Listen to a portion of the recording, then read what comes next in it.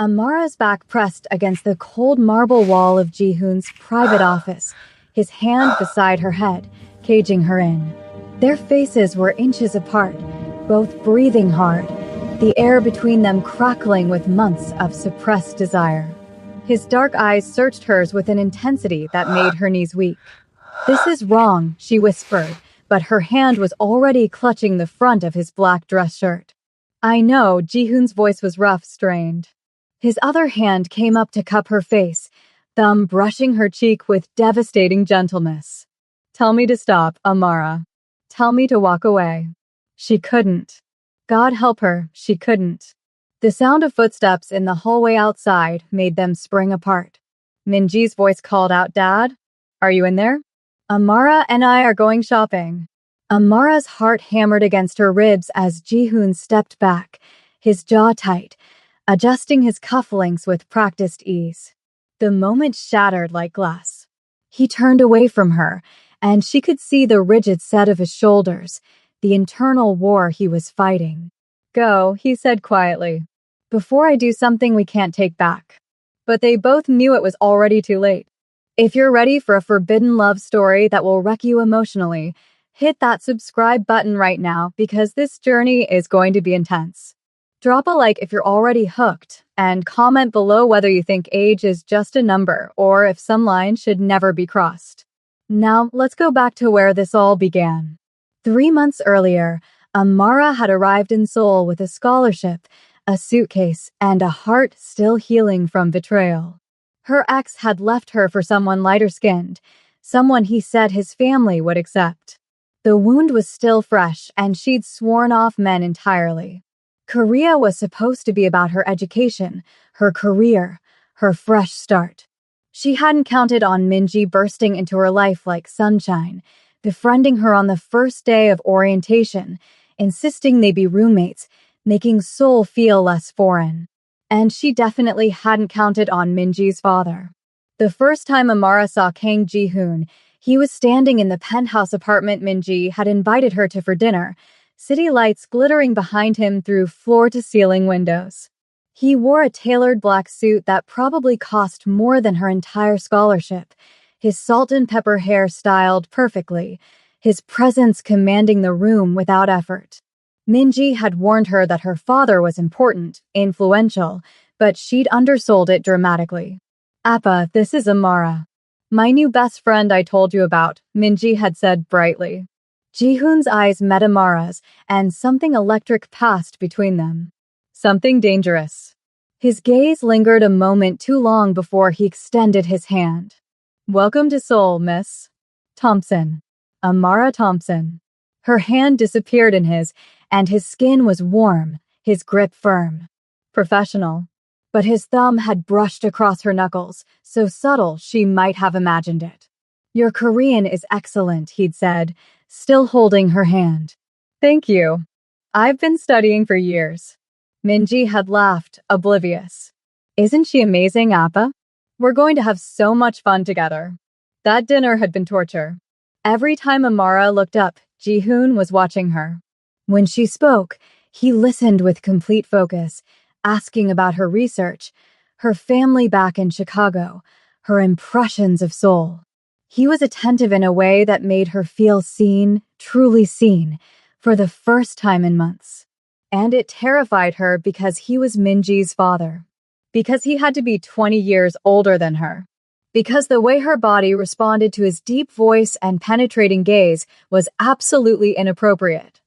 After that night, she'd tried to avoid him.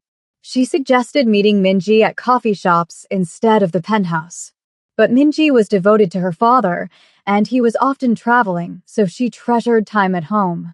Which meant Amara kept ending up in that penthouse, in Jihoon's proximity, trying desperately to ignore the tension that seemed to thicken every time they were in the same room. The second dinner, 2 weeks later, Minji had been called away by a phone call from her boyfriend, leaving Amara alone with Jihoon in his massive living room. More wine, he'd offered, bottle in hand. "I shouldn't. I have class early tomorrow. 1 glass won't hurt." He'd poured anyway, and when he handed it to her, their fingers touched again. This time, it was definitely not accidental. Mr. Kong. Ji-hoon. Please. That wouldn't be appropriate. His smile was light, knowing. No, it wouldn't be. He sat down across from her, not beside her, maintaining proper distance. Tell me, Amara, what brings a brilliant young woman halfway across the world? And don't say just education. I can see you're running from something. She should have been offended by his presumption. Instead, she found herself telling him everything. About her ex. About feeling invisible in her own relationship. About needing to prove something to herself.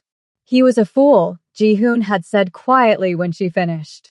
Any man who doesn't treasure you is a fool. The way he looked at her when he said it made heat pool in her stomach. You don't even know me. I know enough. I know you're kind because you befriended my daughter when she can be overwhelming. I know you're brave because you came here alone. I know you're strong because you're still standing after being broken. He paused, took a sip of his wine. And I know I should not be saying any of this to you. No, Amara whispered. You shouldn't. Yet I can't seem to help myself. Minji had returned then, bouncing back into the room, and the moment had evaporated. But something had shifted. Acknowledgement hung in the air between them now, unnamed but undeniable. The dinners continued. Sometimes Minji was there, sometimes she got called away by her boyfriend or friends. Amara started to suspect Ji-hoon was orchestrating these moments alone, but she kept coming anyway. They talked about everything during those stolen conversations. He told her about building his business from nothing, about losing his wife to cancer 5 years ago, about the loneliness of power. She told him about her dreams of becoming a journalist, about growing up Black in America, about feeling caught between two worlds. Do you ever feel lonely here? He asked one night, just the two of them on his balcony, soul sprawling beneath them. Sometimes. People stare. Some are curious, some are less welcoming. I'm sorry. Korea can be. He searched for the word. Homogeneous. Yes, but you stand out beautifully, Amara. Don't let anyone make you feel otherwise. She turned to look at him, at this powerful man who somehow made her feel safe and terrified simultaneously. Why are you so kind to me? His jaw tightened. You know why. We can't. I know. Minji is my best friend. I know. You're twice my age. I'm very aware. He gripped the balcony railing, knuckles white.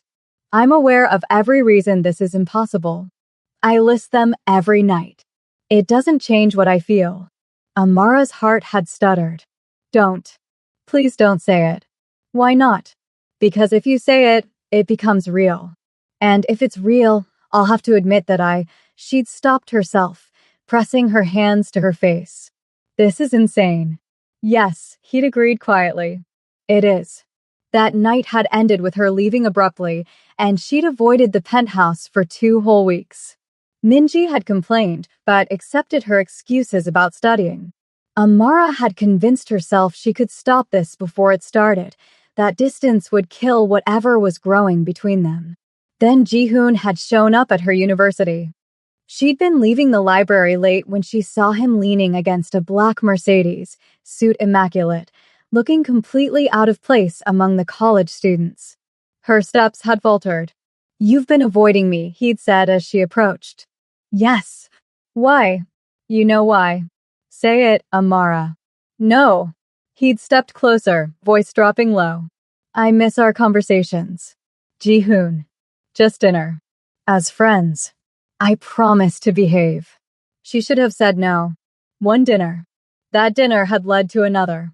And another. Always in private rooms at exclusive restaurants where no one would see them together. Always with the pretense of mentorship, of friendship. Always with the unspoken truth humming between them like a live wire. 2 months into whatever this was, things escalated. They'd been at a private restaurant in Gangnam, and Amara had worn a dress Minji had convinced her to buy, deep burgundy that hugged her curves. Ji-hoon's eyes had darkened when he saw her. You look. He'd stopped himself. What? Beautiful. You look beautiful. Over dinner, He told her about a business deal gone wrong, about threats from a rival organization. She'd seen beneath his controlled exterior for the first time, glimpsed the violence simmering under his polished surface. Most women would have run. Amara had reached across the table and taken his hand. What you do, your business, it doesn't scare me. It should. I'm not a good man, Amara. I don't believe that. I've done things. Terrible things. To protect what's mine, to build my empire. I have blood on my hands. She'd squeezed his hand tighter. We all have things we're not proud of. You're more than your worst moments. He looked at their joined hands, then at her face, something breaking in his expression. How are you real? I'm just me. No, you're extraordinary. And I am a selfish bastard because I know I should stay away from you, but I can't. I think about you constantly. When I'm in meetings, I wonder what you're studying. When I'm alone, I imagine what it would be like to. He'd stopped, withdrawn his hand. I'm sorry. That was inappropriate. What were you going to say? Amara. Tell me. Please. His dark eyes had burned into hers. I imagine what it would be like to kiss you. To touch you. To hear you say my name when I make you. He'd cut himself off again, jaw clenched. I should take you home. What if I don't want to go home? The air between them had turned molten. Don't say things like that unless you mean them. I mean them. You don't understand what you're asking for. Then explain it to me. He leaned forward, voice rough. I am not a casual man, Amara. If I have you, I keep you. I don't share. I don't do halfway. And I will ruin any man who looks at you the way I want to look at you. Her breath had caught. That's very possessive. I warned you. I'm not a good man. Maybe I don't want good. They'd barely made it to his car before his control snapped. He'd pressed her against the vehicle in the private parking garage, his mouth a breath away from hers. Last chance. Tell me no. Instead, she'd kissed him. It was electric. Consuming. His hands had framed her face while hers fisted in his shirt, pulling him closer. He kissed like a man starving, like he'd been waiting months for this, which he had. They both had. When they finally broke apart, both breathing hard, reality crashed back. Oh God, Amara had whispered. What did we just do? Something we can't take back. But he'd kissed her again, softer this time. I need you to be sure. Because now that I've tasted you, I won't be able to stop. This thing between us, it won't be easy. It can't be public. Minji. I know. The guilt had hit her like a wave. She can't know. Not yet. Not until we figure this out. Is there anything to figure out? This is her father and her best friend. This is a betrayal. Or it's two people finding something rare and precious in an unexpected place. He tucked a curl behind her ear with devastating gentleness. I won't pressure you. But I need you to know this isn't just physical for me. I'm falling for you, Amara. Probably already fallen. Tears had pricked her eyes. You can't say things like that. Why not? Because I'm falling too, and it terrifies me. That night had ended with more kissing in his car, with whispered confessions and desperate touching that stopped just short of crossing the final line. When he'd finally dropped her at her apartment, they'd sat in charged silence. Where do we go from here? She'd asked. Carefully. Slowly. This stays between us until we decide how to tell Minji. And if she hates us? Pain had flickered across his face. Then we deal with it together. The secret relationship had begun. Stolen moments in his office. Late-night phone calls. Messages that made her blush in the middle of class. He sent her flowers with no name, just a card that said, thinking of you. He learned to cook soul food from YouTube to surprise her. She learned about his culture, his world, meeting him halfway.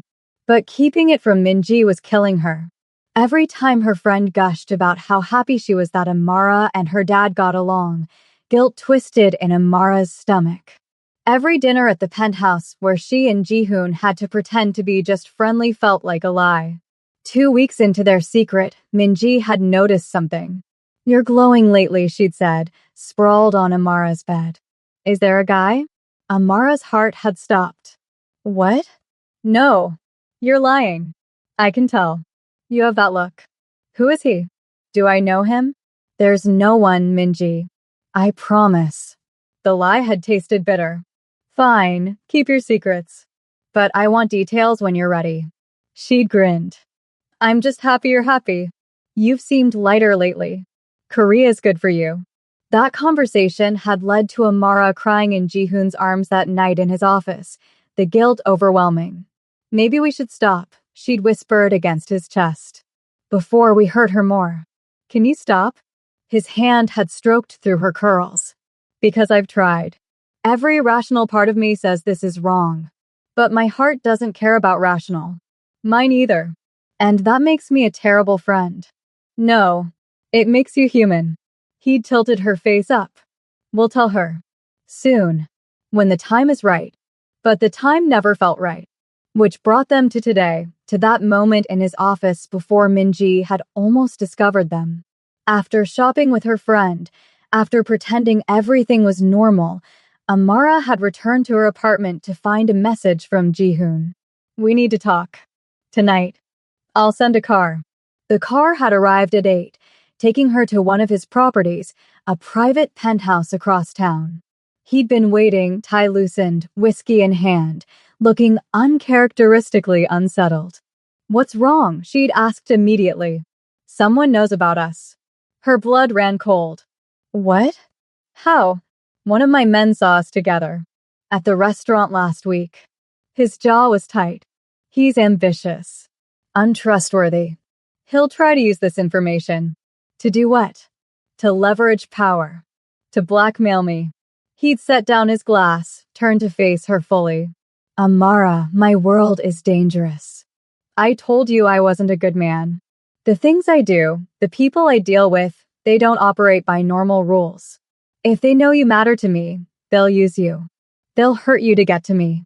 Fear and anger had warred in her chest. So what are you saying? That we should end this. I'm saying I need to handle this carefully. And I need you to be careful too. No more public meetings. No more restaurants. Not until I neutralize this threat. Neutralize? What does that mean?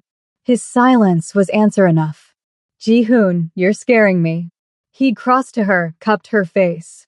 I will never let anyone hurt you. Do you understand? I would burn down my entire empire before I let someone touch you. That's not comforting. That's terrifying. Welcome to my world. His thumb had brushed her lips. I should let you go. For your safety. But I'm too selfish. Too far gone. She'd kissed him then, pouring all her fear and frustration into it. I'm not going anywhere. We figure this out together. Together, he'd echoed, and then he was kissing her deeper, walking her backward toward the couch.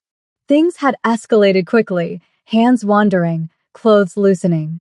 They'd come so close to crossing that final line before Jihoon had pulled back, breathing hard. Not like this. Not when you're scared. When we make love for the first time, I want you thinking of nothing but how I make you feel. Make love, not sex. The distinction had made her heart clench. You're assuming there will be a first time. His smile was slow, confident. Oh, there will be. When all this is settled. When you're mine completely. Possessive again. Always. Get used to it. She should have been annoyed by his presumption. Instead, arousal had pulled hot and insistent. Take me home before I do something we'll both enjoy. The threat with his man had been handled. Jihoon had told her days later. She hadn't asked how. Some things she didn't want to know. But the scare had made them more cautious and more desperate. The secret was a pressure cooker, and they were both reaching a breaking point. Are you still with me? This story is about to get even more intense. If you're Team Amara and Jihoon, smash that like button. If you think they should come clean to Minji, drop a comment below. And if you haven't subscribed yet, what are you waiting for? We're just getting to the good part. The breaking point came on a Friday night. Minji had invited both Amara and her father to dinner at the penthouse, completely innocent. Amara had tried to decline, but refusing would have been suspicious. So she'd gone, wearing a simple black dress, steeling herself for an evening of pretending the man across the table didn't make her pulse race. Dinner was torture. Jihoon's eyes kept finding hers, heated and hungry. His fingers would brush hers when passing dishes. Under the table, his foot had touched hers, and when she didn't pull away, had stayed there, that small contact burning through her. Appa, you're distracted tonight, Minji had observed. Is work stressing you? Something like that. His gaze had flickered to Amara. There's a matter I'm trying to resolve. It's complicated. You work too hard. You need to relax more. Maybe start dating again, Minji had suggested brightly. It's been 5 years since Yama passed. She'd want you to be happy. Amara had nearly choked on her wine. Jihoon's expression had remained carefully neutral. I don't think dating is in the cards for me right now. Why not? You're handsome, successful, kind. Any woman would be lucky. The women I meet are interested in my money or my power. Not me. Then meet different women. What about someone completely unexpected? Someone who challenges you. The irony was painful. Perhaps, Jihoon had said quietly, eyes on Amara. If such a woman existed. After dinner, Minji's boyfriend had called in crisis, some fight they needed to resolve. She'd apologized profusely and left, asking Amara to stay and keep her dad company. The moment the door closed, the atmosphere shifted. That was close, Amara had said. Too close. Jihoon had loosened his tie, poured them both whiskey. I'm tired of this, Amara. Tired of pretending. Tired of watching you across a table and not being able to touch you. Tired of lying to my daughter. So, what do? I tell her. Tomorrow. Panic had seized her. You can't. She'll hate us. She'll be hurt. Angry. But Minji loves us both. She'll come around eventually. What if she doesn't? He'd set down his glass, crossed to where she stood by the windows. Then we deal with it. But I'm done hiding how I feel about you. I'm 42 years old, and I've never felt this way about anyone, not even my late wife. What we have is rare. I won't keep it in the shadows anymore. Jihoon. I love you. The words had hung between them, devastating in their simplicity. I'm in love with you, Amara. Completely. Irrevocably. And I need you to tell me if you feel the same, because if you don't, I'll walk away. I'll let you go. But if you do, his hand had come up to cup her face. If you do, then we stop hiding. Tears had burned her eyes. You're my friend's father. This is insane. I know. You're 20 years older than me. I know. People will judge us. They'll say terrible things. I don't care about people. I care about you. Only you. His forehead had touched hers. Tell me, Amara. Please.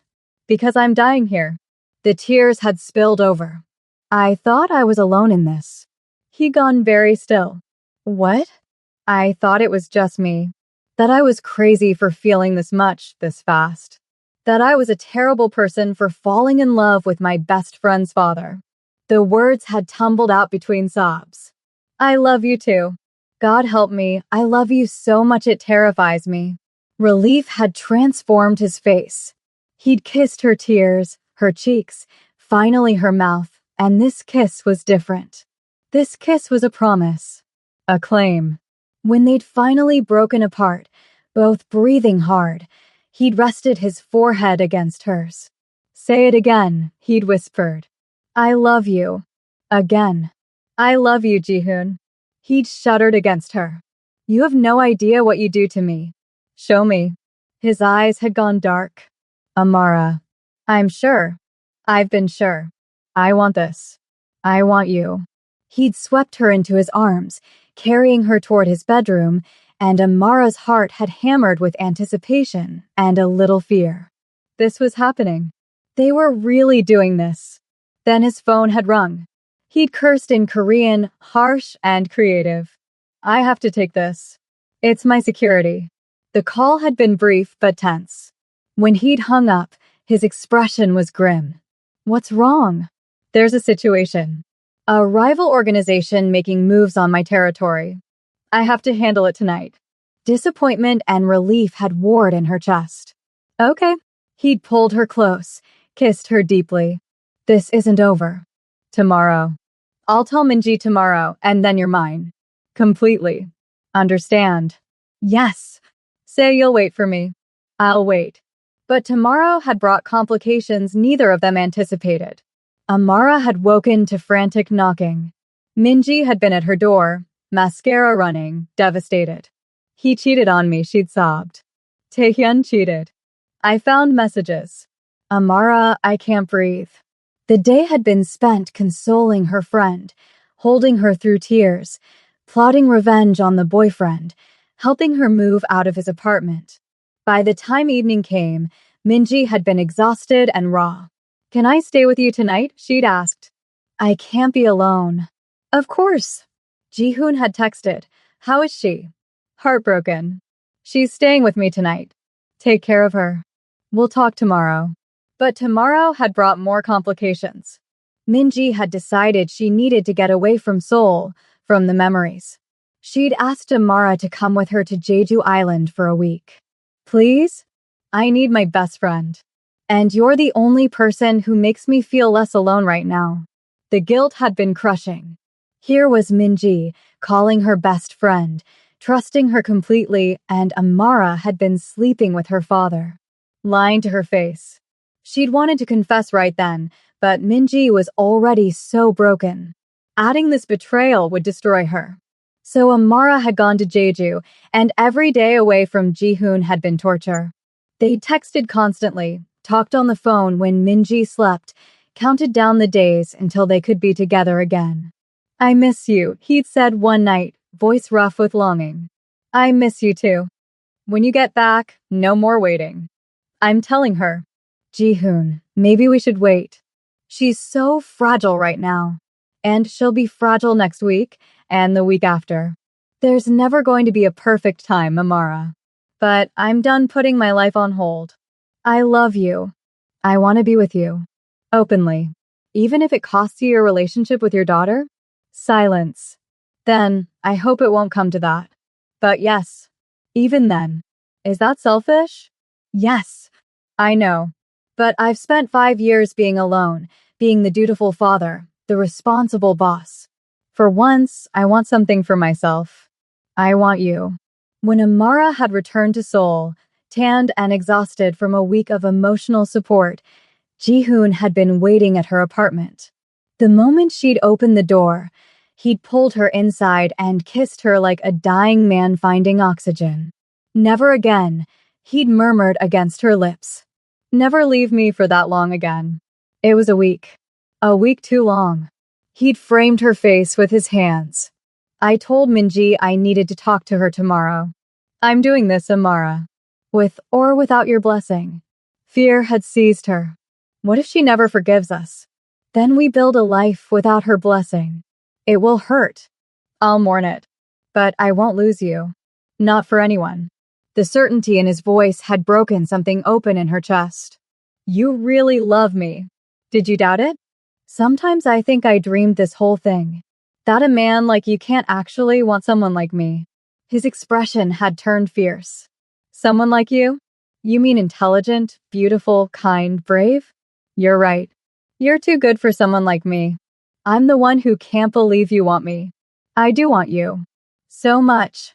Then trust me. Trust us. He'd kissed her softly. Tomorrow changes everything. Are you ready? No. But let's do it anyway. But tomorrow never came.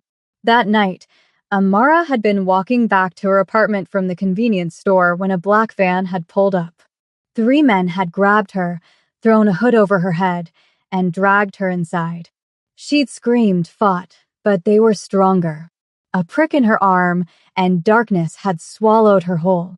When she'd woken, she was tied to a chair in a concrete room. Terror had clawed at her throat. A man had entered, expensive suit, cruel smile. Miss Thompson. Sorry for the rough treatment. I'm Park Sungmin.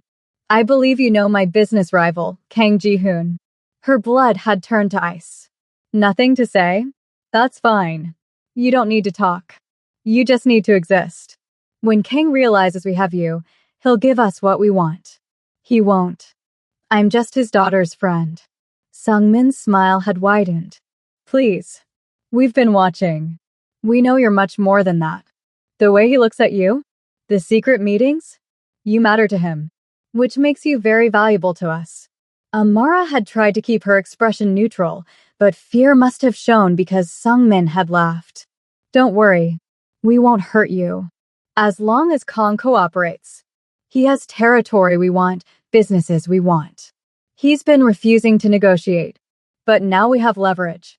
He'd left her there, alone in the dark, and Amara had never been more terrified. She tested her bonds, but they were too tight.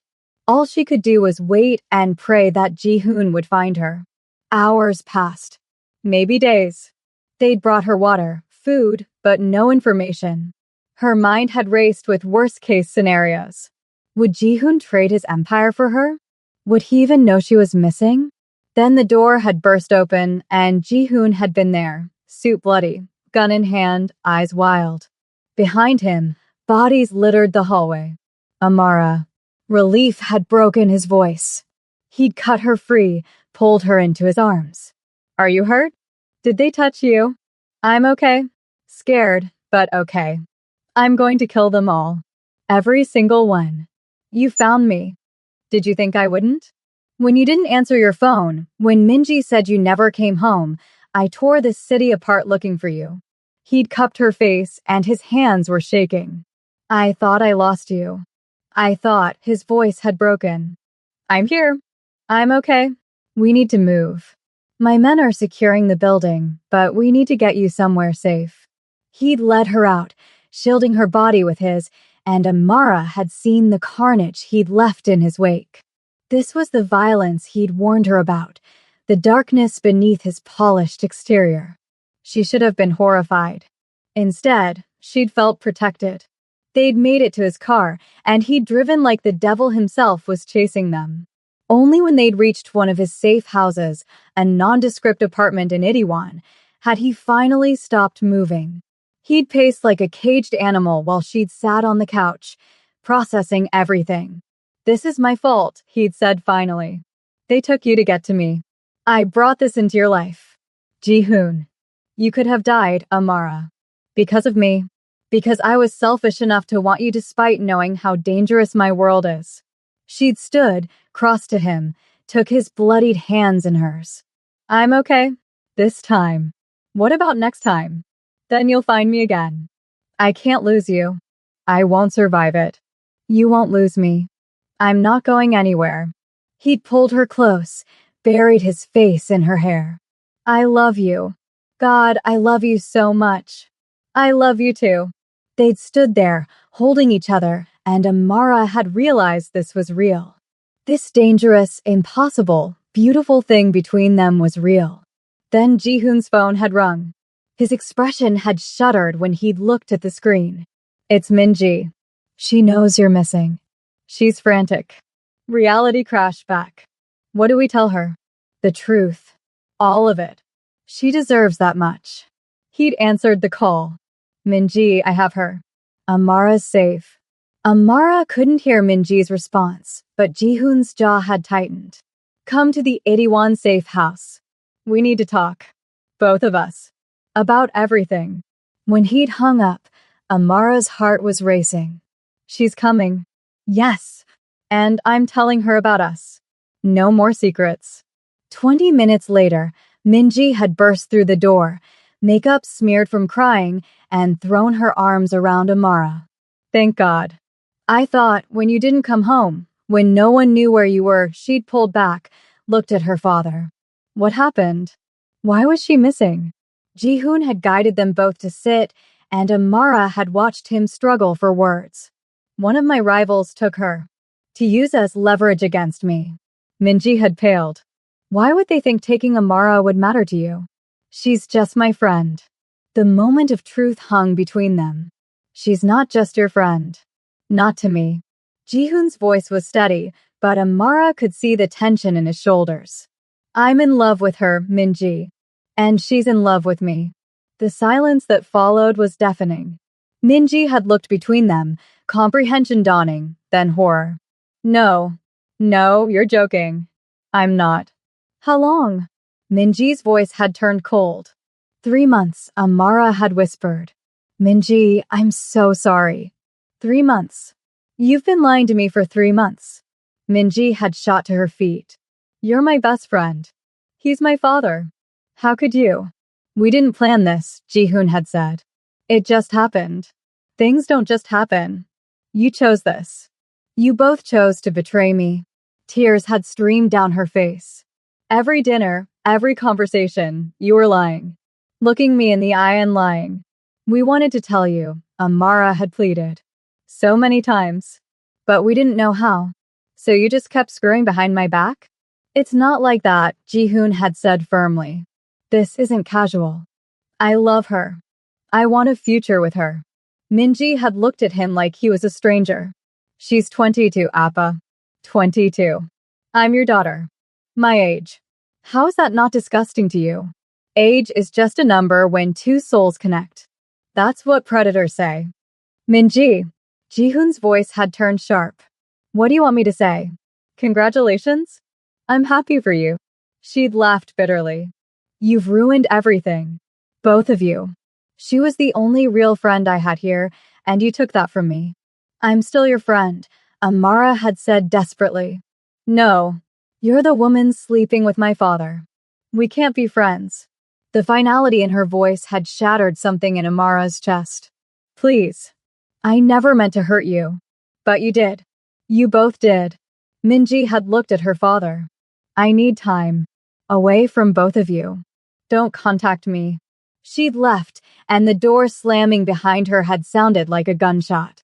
Amara had collapsed onto the couch, tears flowing freely. Jihoon had sat beside her, pulled her into his arms. She hates us, Amara had sobbed. She's hurt. She'll come around. You don't know that. No, he'd admitted. But I know she loves us. That has to count for something. Maybe we should end this. Before we lose her completely. His arms had tightened around her. No, I won't give you up. Not even for her. Does that make me a terrible father? It makes you human. They'd sat there in the wreckage of their confession, holding each other, and Amara had wondered if love was supposed to hurt this much. The next week was agony. Minji had blocked both their numbers, refused to see them. Jihoon had sent her messages through her aunt, assuring her they weren't backing down but giving her space. Amara had moved into Jihoon's penthouse for safety, and living together had been both wonderful and painful. Wonderful because they could finally stop hiding. Painful because Minji's absence was a constant ache. Do you regret this? Jihoon had asked one night, curled together in his bed. No. Do you? Never. But I hate that it's costing you your friendship. I hate it too. But I love you more. He'd kissed her slowly, thoroughly. You're mine now. Completely. No more hiding. Yours, she'd agreed. They'd made love that night, finally crossing that last barrier, and it had been everything Amara had imagined and more. Jihoon had been gentle, patient, worshipping her body with a reverence that had brought tears to her eyes. Afterward, wrapped in his arms, she'd felt whole for the first time in months. I love you, she'd whispered against his chest. I love you too. My beautiful girl. 2 weeks later, Minji had finally called. I'm ready to talk, she'd said stiffly. They'd met at a neutral coffee shop, and the tension had been thick enough to cut. Minji had looked exhausted, like she'd been crying for days. I'm still angry, she'd started. I'm still hurt. But my aunt helped me see some things. What things? Jihoon had asked gently. That you've been alone for 5 years. That you deserve happiness. That Amara makes you smile in a way I haven't seen since Yama died. She'd looked at Amara. And that you were hurting too.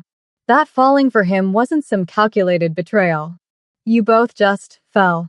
Hope had bloomed in Amara's chest. Minji, I'm not saying I forgive you. Not yet. You still lied to me. But I'm willing to try. For both of you. Because I love you both, and losing you both would hurt more than this does. Tears had spilled down Amara's cheeks. Thank you. Thank you for trying.